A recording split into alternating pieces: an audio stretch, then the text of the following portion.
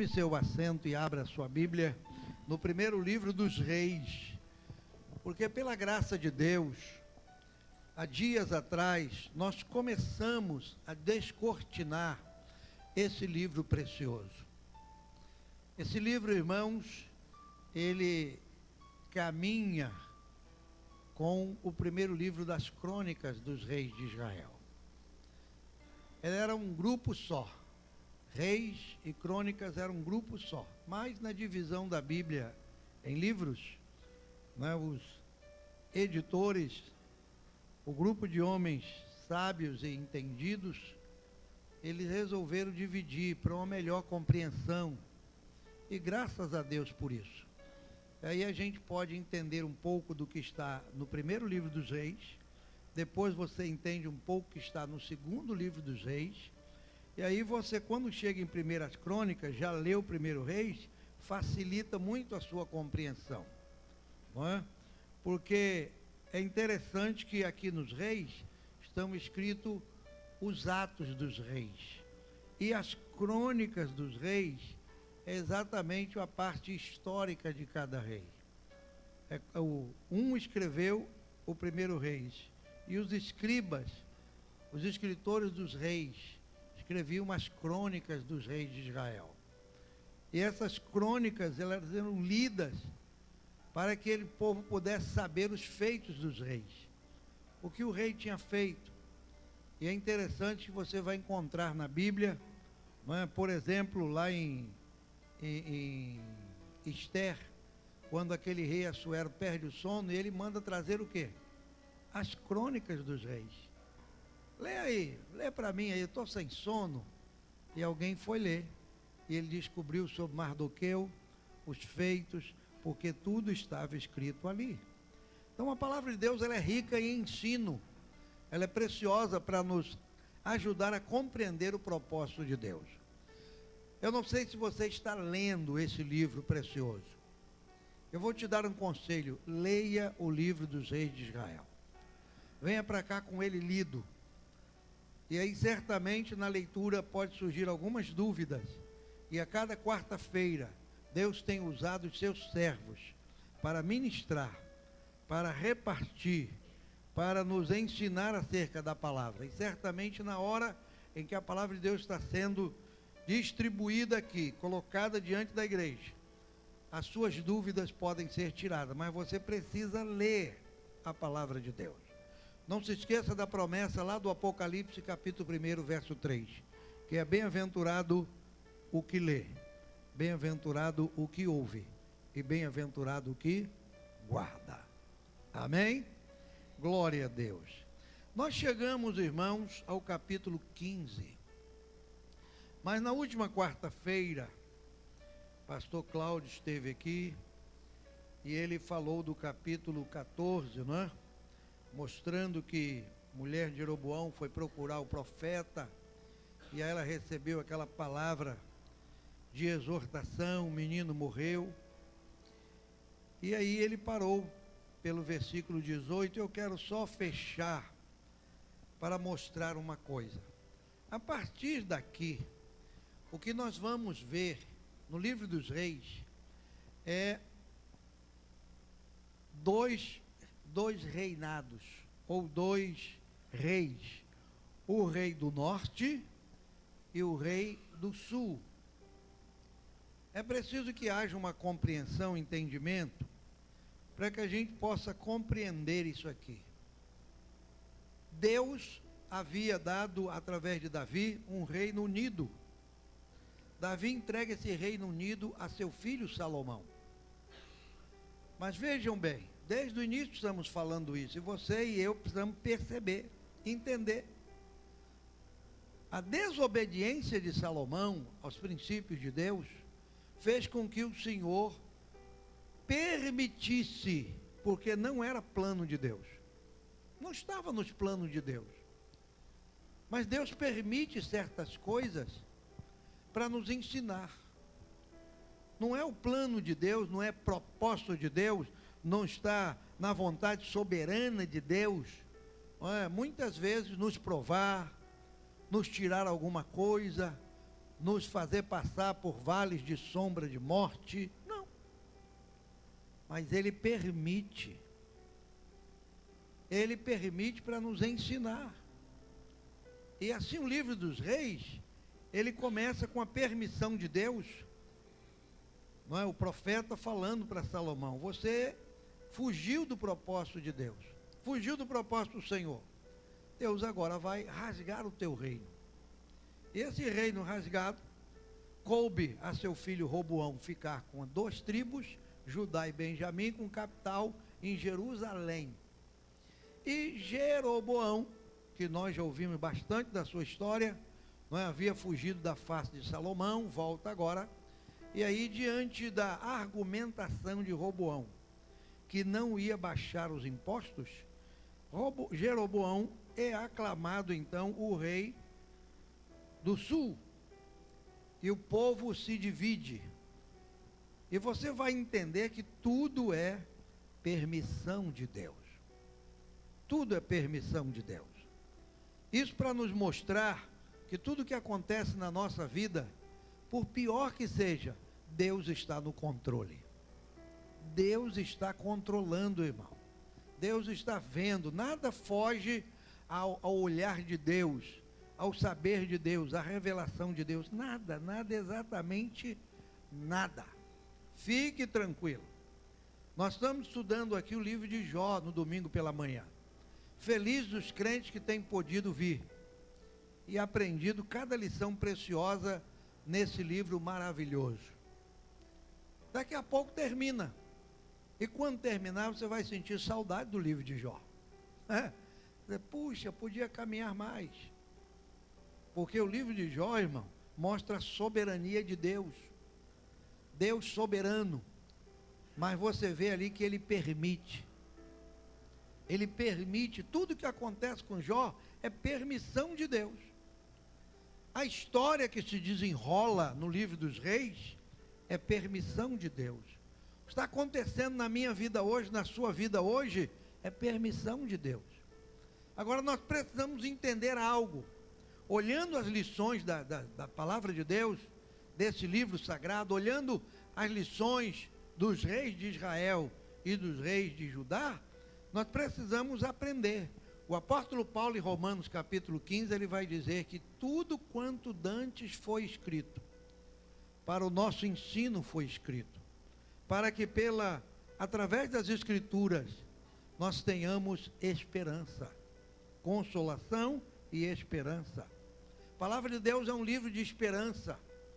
Você vai ver que os reis, a partir de agora, eles pecam, eles transgridem, eles erram, eles levam o povo a pecar. Mas você vai perceber, lendo a palavra de Deus, que mesmo esses reis maus e perversos, mas existe um Deus misericordioso, existe um Deus pronto a perdoar. Você vai descobrir daqui a pouco, na vida de Manassés, um homem que pecou tremendamente. Deus permitiu levar para o cativeiro. Lá no cativeiro, preso numa cela, largado, ele ora. Aí Deus fala: meu Deus, Manassés está orando, eu vou tirar Manassés daí. Você vai descobrir na história de Acabe daqui a pouco, o bichinho atribulado tal do Acabe, não é? Fez muita coisa ruim com o povo de Israel e com Deus de Israel. Quando o profeta fala para ele: olha, Deus vai fazer isso com você, Acabe prestou atenção e falou: quer? Vou não. Rasgou sua roupa, jogou cinza na cabeça, pediu misericórdia, ficou andando mansinho diante de Deus. Deus falou com o profeta: está vendo como é que ele se humilhou? Esse é um infeliz, mas ele se humilhou. Eu devia matá-lo, mas por causa da atitude dele, eu não vou destruí-lo não. Eu vou fazer o que eu falei nos dias de seu filho. Olha como Deus é misericordioso. Esse é o Deus, irmãos, que você serve. Esse é o Deus para o qual cantamos essa noite. Ele é um Deus de graça, Ele é um Deus de misericórdia, Ele é um Deus de compaixão, viu? Ele é um Deus de compaixão. A história que se desenrola aqui está sob o comando de Deus. Você vai entender a partir do verso 21 do capítulo 14, não é? Que Roboão, filho de Salomão, reina em Judá, de 41 anos, começou, não é? E aí ele faz o que é mal. Olha o verso 22, faz o que é mal. Faz o que é mal. Muitos deles começam assim, fazendo o que é mal. Outros vão fazer o que é bem. Uns vão seguir o exemplo mal dos pais. Outros vão mudar a história. Em vez de fazer o exemplo mal do seu pai, ele se volta lá para Davi e vai fazer o que Davi fez. O fato é, irmãos, que a atitude desses homens é para nos ensinar. Por exemplo, eu aprendo aqui com Roboão, no versículo 25, não é, fazendo o que era mal, trazendo abominações, enfim. Versículo 25, aí Deus faz o quê? Deus, ele incita o Sisaque, o rei do Egito, para vir contra Jerusalém. Você vai ver muito isso aqui, Deus usando essas nações para corrigir o seu povo. Corrigir o seu povo. E aí, se você ler depois, para você, antes de dormir, para te dar aquele soninho gostoso, Amós. Aí você pega o livro do profeta Amós, e você vai ver o profeta dizendo assim, ó, por 3 transgressões e não 4, eu vou ferir o Egito. Porque quando eu mandei Sisaque do Egito ir lá, invadir Jerusalém, era para ele entrar direitinho, dar pancada no muro. Sisaque não, chegou derrubando. Aí lá na frente Deus diz assim, eu não mandei você derrubar, eu mandei você bater. Agora eu vou te pegar. Aí você vai entender como Deus trabalha. Deus permite o inimigo, muitas vezes, nos afligir. Quando o inimigo avança, aí Deus vai lá e pega ele pelo pé, não é? Pega pelo pé. O propósito de Satanás com Jó não foi feri-lo, foi tirar a sua vida, acabar com ele, não é?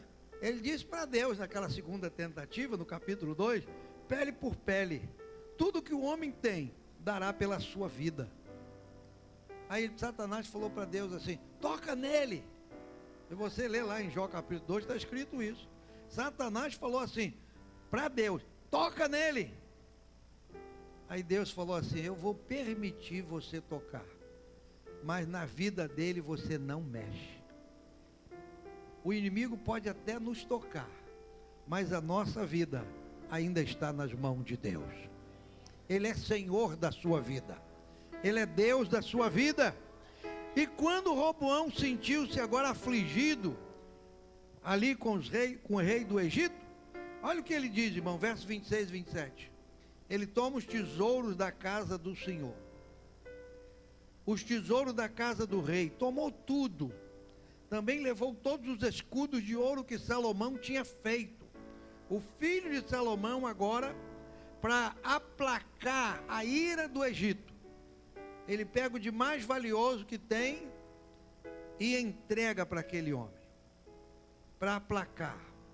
E olha o verso 27, em lugar destes, tudo que ele levou, os escudos de ouro, os tesouros, que era de ouro, ele deu para o rei do Egito, e aí, em lugar destes, o rei Roboão fez escudos de bronze. Percebeu?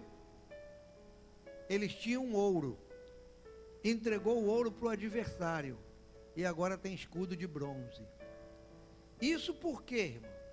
Está escrito aqui, ó, porque fez o que era mal aos olhos do Senhor.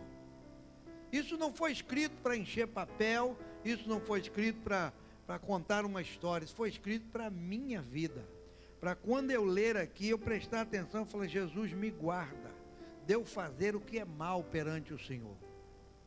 Porque quando a gente faz alguma coisa má diante de Deus, irmão, e qualquer um de nós estamos sujeitos a isso, porque não há um justo nem um sequer, não tem ninguém perfeito. ainda que lutemos por isso. Pode acontecer comigo amanhã. E o que eu perco com isso? Eu perco ouro. E o que simboliza ouro na Bíblia? A glória. A glória. A glória de Deus. É o que Paulo diz lá em 1 Coríntios capítulo 10, versículo 31. Quer comais, quer bebais, ou façais outra qualquer coisa, faça tudo para a glória de Deus. Mas quando eu enveredo pelo caminho do mal, eu perco o ouro. E aí como é que eu faço? Eu não tenho mais ouro, pastor Eliel. Aí eu arranjo um bronze e fico pulindo aquele bronze ali. Aí eu chego aqui na igreja, no próximo domingo, o pessoal olha e fala, pastor, mas ele está diferente hoje. Domingo passado ele estava brilhando, hoje está meio opaco, né? Aí de vez em quando fala, irmão Otto, passa a flanelinha aqui, Otto. Aí o Otto vem com a flanela, aí passa para tentar manter o brilho, só que o ouro já foi, irmão. E nós temos que ter cuidado com essas coisas. O ouro representa a glória de Deus. Não perca essa glória de Deus na tua vida por nada. Não troque essa glória por nada. Não permita que o adversário da nossa vida roube a glória de Deus sobre nós. Não, irmão, de jeito nenhum. Não permita. Roboão morre, não é? Roboão morre, e aí seu filho reina. E aí no capítulo 15 agora, no 18º ano do rei de Jeroboão, filho de Nebate, Abias começa a reinar sobre Judá. Não é? Abias agora é filho de quem? Hein? De Roboão. Abias é filho de Roboão. Aqui no versículo 31 do capítulo 14, diz assim, Roboão descansou com seus pais e com eles foi sepultado na cidade de Davi. Naamá era o nome de sua mãe, ela era amonita. Lembre-se que Salomão teve 300 mulheres e 700 concubinas. Trouxe mulheres de todos os lugares, do Egito, do rei de Amon, de Moabe, de todo canto. Então, a mãe de Roboão, ela não era judia, ela não era israelita, ela era descendente de Amon. Amon, ele já é descendente de Amon, Moabe, Amon e tem um outro povo, que são descendentes já dos ismaelitas, que agora se levantam mais tarde contra o povo de Deus. Salomão fez uma mistura medonha aqui, e esse moço começa a reinar, viu? Quem era a sua mãe? A mãe dele, mãe de Abias, era Maaca, filha de Absalão. E aí você vai entendendo toda essa história aí, tudo isso aí, ó. E é interessante que a Bíblia vai mostrar que Abias tinha tudo para mudar a situação, tudo para mudar, porque o templo estava em Jerusalém, a glória de Deus ainda estava em Jerusalém, Deus ainda está tentando restaurar o seu povo. Mas olha o que a Bíblia diz no verso 3, ele andou em todos os caminhos que seu pai havia cometido antes dele, e seu coração não foi perfeito para com o Senhor seu Deus, como o coração de Davi, seu pai. Uma das coisas que nós vamos encontrar muito no livro dos reis é exatamente essa expressão: coração inteiro, coração perfeito, coração imperfeito, não com o coração inteiro. Você vai ver muito essa expressão aqui, porque na verdade o que Deus quer de mim e de nós? Que o sirvamos com o coração inteiro, perfeito. Irmãos, eu digo coisas que às vezes a igreja olha para mim e fala assim: esse pastor deve ser abilolado da cabeça. Mas só para te lembrar, eu quero te dizer essa noite, se eu fosse você, eu estaria adorando, louvando, bendizendo, exaltando a Deus, cumprindo o Salmo 100 na íntegra. Quando eu botasse o pé naquela porta ali, eu entrava ali com louvor em seus atos, com hino, louvando e bendizendo, exaltando o seu nome, porque o Senhor é bom, porque foi Ele, não nós, que nos fez povo seu e ovelha do seu pasto. Eu sirvo ao Senhor com alegria. Enfim, sabe por quê? Porque eu e você, a essa hora do dia 18 de abril, já devíamos estar no quinto. Sabe o que é quinto?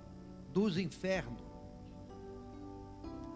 Aí Deus, por misericórdia, te salvou, te tirou, te buscou, te libertou, te transformou, fez de você uma nova criatura, perdoou teus pecados, escreveu teu nome no livro da vida, te coloca diante dessa mesa aí preciosa.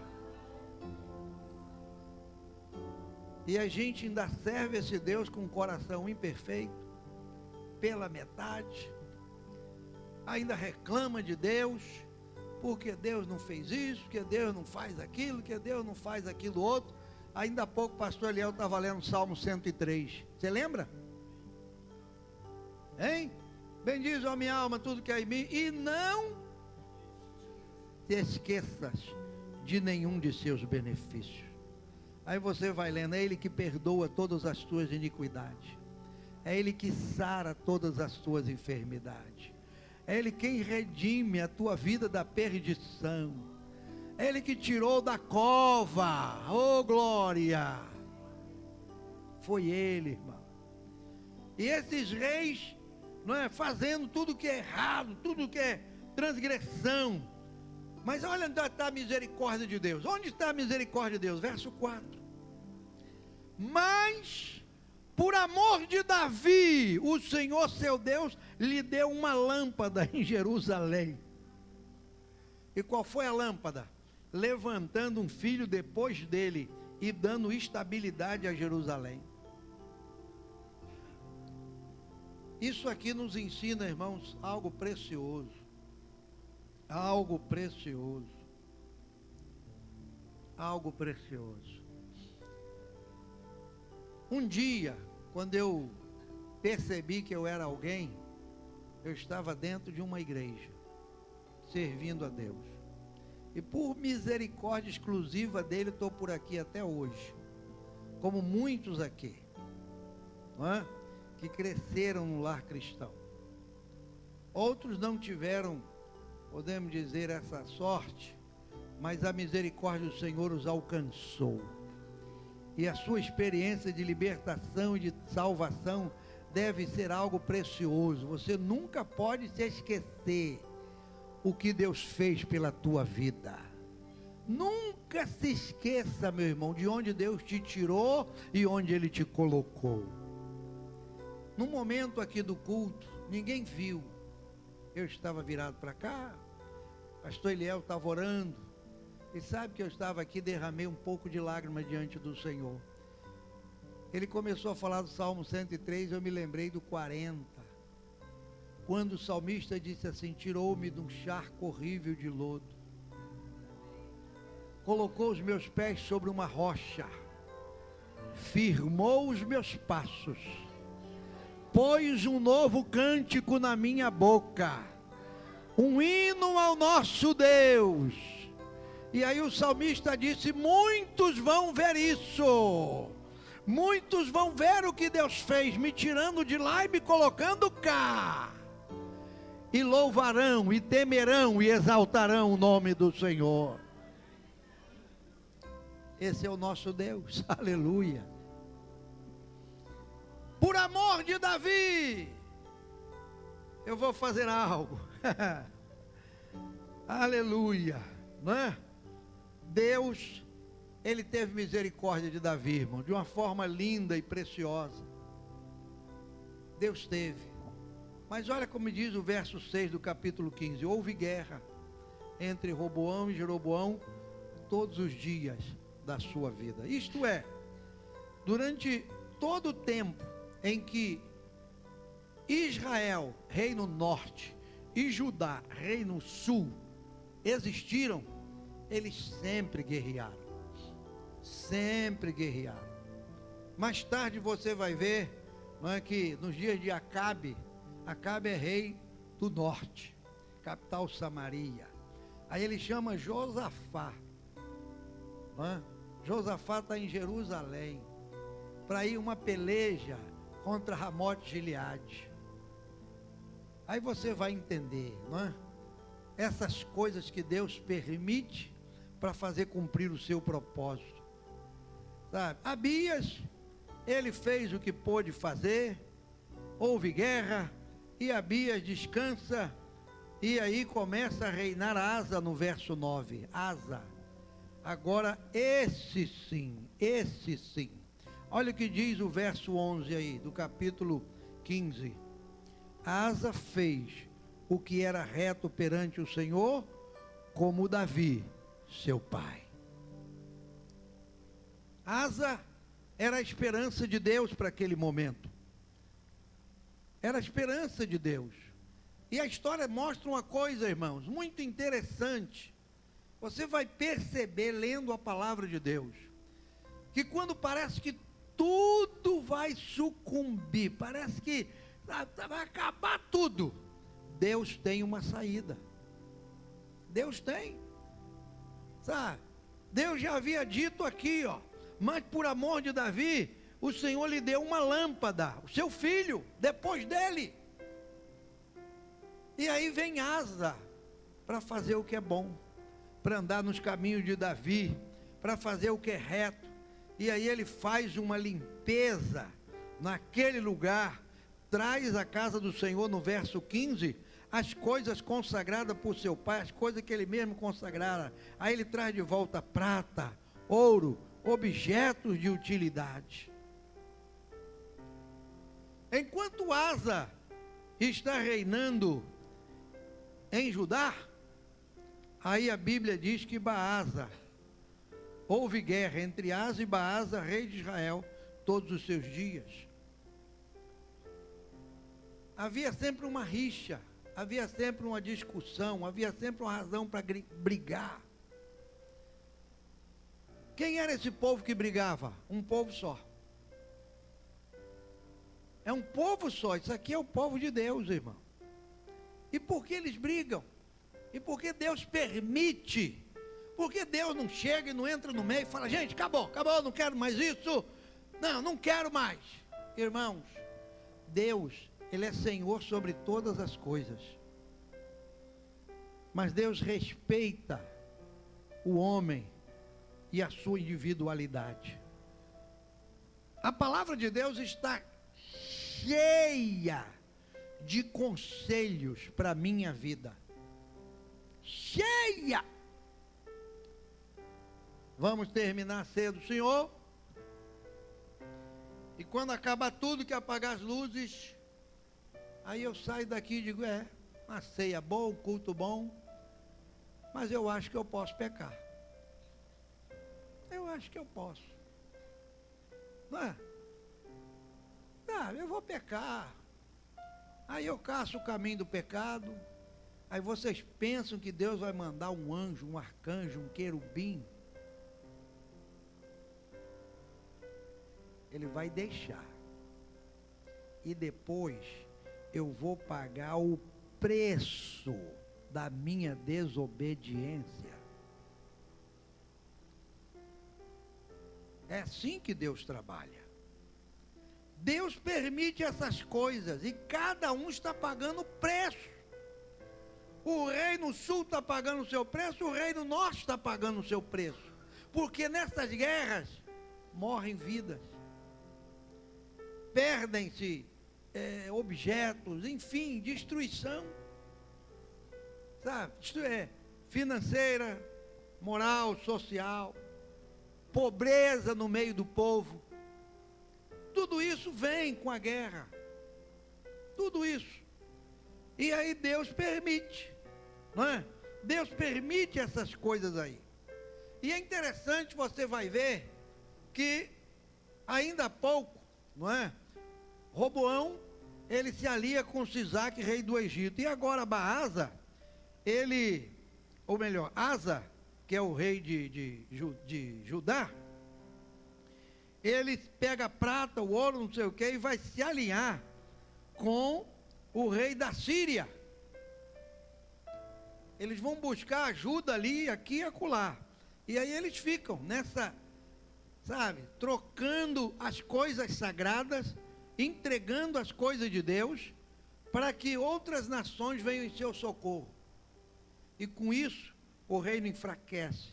Com isso, o reino perde. Irmãos, o que a Bíblia nos diz é o seguinte: maldito o homem que confia no homem e faz da sua carne o seu braço. Quando o profeta disse isso, Jeremias falou sobre isso. Era porque o povo de Deus estava confiando nas nações, confiando de que o Egito podia ajudar, a Síria podia ajudar, o outro lá podia socorrer, e Deus disse: não é nada disso. Quem socorre é o Senhor, quem dá vitória é o Senhor. Então, irmão, você não tem que pedir socorro a ninguém mais. É como diz o Salmo 121. Eleva os meus olhos para os... E o que ele diz mais? E qual é a resposta? E acabou, irmão. Socorro vem do Senhor. Quando esses reis vão buscar nações pagãs, o que eles estão dizendo? O Senhor não pode me ajudar. O Senhor não pode me socorrer. O Senhor não pode, sabe? Então eu tenho que pegar as coisas de Deus, entregar para o adversário, e aí o adversário vem me ajudar. Não, irmão, pelo amor de Deus, entenda isso. Em momento algum negocia a tua fé, em momento algum negocia a tua confiança, em momento algum negocia a tua esperança, porque o teu, o meu, o nosso socorro vem do Senhor, que fez o céu e a terra. Vem dele. E o que esses homens nos ensinam? É que eles desprezavam o socorro de Deus e ia atrás do socorro dos homens. E aí Deus permite tudo isso, não é? Tudo isso. E aí, ó, Asa morre. Ele padece dos pés, no tempo da sua velhice, final do verso 23, padeceu dos pés, descansou, foi sepultado na cidade de Davi, que era rei de Judá. E Josafá, seu filho, Josafá, começa a reinar agora em Jerusalém. Concomitantemente, igualmente, no verso 25, que diz que Nadab, filho de Jeroboão, começou a reinar sobre Israel. Israel é o reino norte, onde estão as 10 tribos, lá no norte, capital Samaria, e reinou sobre Israel 2 anos, fez o que era mal, andou nos caminhos de seu pai, no seu pecado, conspirou contra ele Baasa, filho de Aías, da casa de Sacá, e o feriu, não é? E aí, a Bíblia diz aqui, irmãos, que Baasa, o rei de Judá, da casa de Sacá, o feriu. Deixa eu ver aqui. Nadab e Jeroboão começou a reinar em Israel. Fez o que era no ano seguinte de Asa, e reinou sobre Israel 2 anos. Fez o que era mal, conspirou contra ele Baasa. Baasa, no 3º ano de Asa, rei de Judá, matou a Nadab. Passou a reinar em seu lugar. Tanto que começou a reinar, matou toda a descendência de Jeroboão, não lhe deixou ninguém com vida, a todos exterminou, segundo a palavra do Senhor, por intermédio de seu servo Aía, o Silonita. Lá no capítulo 14 de 1 Reis, quando a mulher de Jeroboão foi procurar esse profeta, disfarçada, o profeta falou para ela: olha, teu filho vai morrer quando você entrar em Jerusalém. E toda a tua descendência, toda a descendência do teu marido vai morrer. porque fez o que é mal. Deus não se agrada do que é mal, Deus vai matar, Deus vai extirpar. E aí a gente não entende, irmão. Muita gente pergunta, mas como é que Deus permite matar? Como é que Deus manda matar? Como é que Deus chega assim e fala, mata todo mundo? Mata. Porque o que esse povo fez contra Deus, os pecados desse povo, as transgressões desse povo, o que eles fizeram contra Deus, irmão, foi algo terrível. Terrível, terrível, terrível. E aí Deus já determina. Deus falou com Jeroboão, eu vou acabar com a tua geração, vou destruir tudo. Você não merece viver sobre a terra, homem. E Deus fez. Deus, irmãos, Ele é amor, mas Ele é justiça. Na carta aos Hebreus tem um texto que diz assim, horrenda coisa é cair na mão do Deus vivo. Horrenda coisa. É interessante que a palavra de Deus parece que se contradiz, mas não. Porque quando Davi foi colocado à prova, quando Natã profeta chegou para ele, lá em 2 Samuel 24, a Bíblia diz que ele falou, olha, Deus te deu 3 coisas, que os inimigos te persigam, que a peste venha seu povo e que Deus fira Israel. Davi falou, não quero nada disso, nem a fome venha. Falou, não quero nada disso. Eu vou cair nas mãos do Senhor, porque nas suas mãos há misericórdia. Davi viu misericórdia na mão de Deus e caiu nas mãos de Deus. Cair nas mãos de Deus, buscando misericórdia, há misericórdia. Agora, quando a gente se rebela, como esse povo aqui se rebelou contra Deus, quando a gente vira as costas para o Senhor, como esse povo viraram as costas para o Senhor, quando a gente pratica maldade, como esse povo praticou diante do Senhor, aí o versículo de Hebreus cabe muito bem. Horrenda coisa é cair nas mãos do Deus vivo. Horrenda coisa é cair na mão do Deus vivo, irmão. É muito, temos que prestar muita atenção sobre isso aí. Muita atenção sobre isso aí. Não é? Asa está reinando em Judá. Baasa está reinando em Israel. E aí tem toda essa confusão aí de reinos, de servir aos deuses pagãos, de, vamos dizer assim, incitar a Deus com seus pecados. E a Bíblia vai mostrar mais uma vez, verso 32. Houve guerra entre Asa e Baasa, rei de Israel, todos os seus dias. Todos os seus dias. Nenhum desses reis, a princípio, eles sobreviveram, ou demoraram muito tempo no poder. Pouquíssimo deles. A maioria viveu aí, um aqui tem 20 anos, o outro tem 9 anos, o outro tem mais ou menos 10 anos, o outro tem aqui aproximadamente 20 anos, e são poucos os reis que, nesse momento aqui, se demoraram no poder.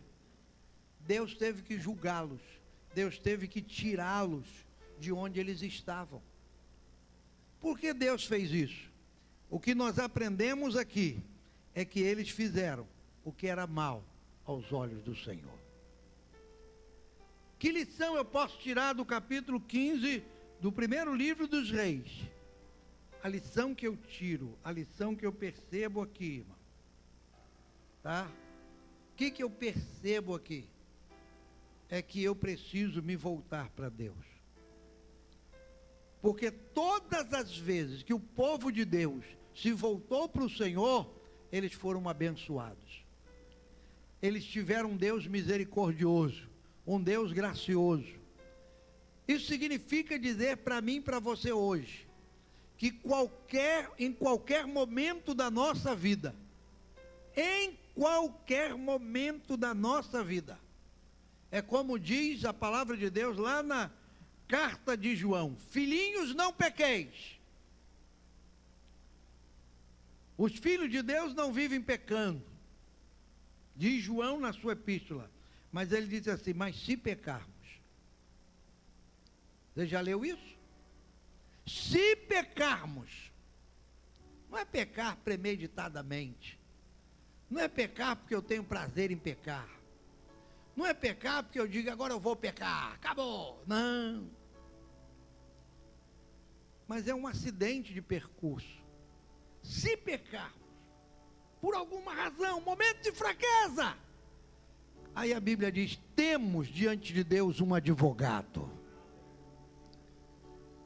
Deus sempre será o nosso advogado. Ele constituiu Cristo como advogado da igreja. E nessa noite, irmãos, talvez você diga: mas pastor, estou vendo aqui a mesa da ceia, já oramos sobre isso no início do culto, mas logo hoje, meu Deus, foi uma semana horrível, cheguei até a pecar. Mas se você crê na misericórdia do Senhor, ela te alcança, ela supera todas as coisas. E assim nós vamos aprendendo com os reis de Israel, que quando fazemos o mal, o Senhor nos cobra, e quando nos aproximamos dele, ele nos abençoa. Fiquemos de pé na presença de Deus nessa noite.